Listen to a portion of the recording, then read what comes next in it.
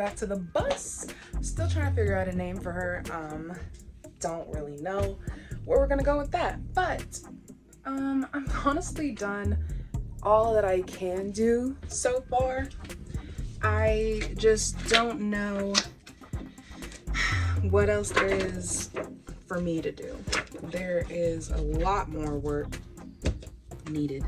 The other thing was the floors I want to get done, but in order to do the floors, I really want this chair gone so I can just tackle all of it at the same time. I'm noticing little holes in the ground that need to be filled, so I'd like to get underneath this black flooring so I can get to the plywood and get to the actual bare metal and then build on top of that. Good morning, guys. We are back on the bus build. My lovely over here.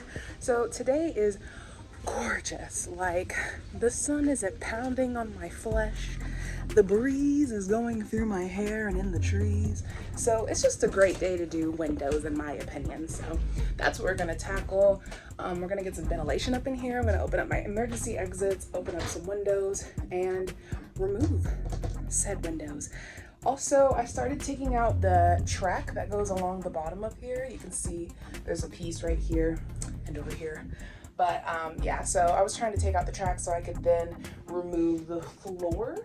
So yeah, we'll probably do floor and windows today, and we'll call it a day from there. So let's get to it.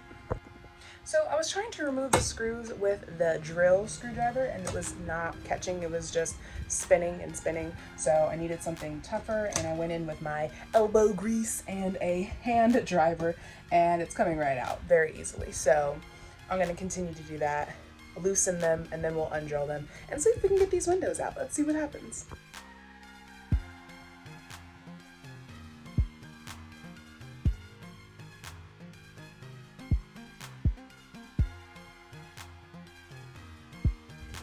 I got lucky on the one, because none of these other ones want to cooperate.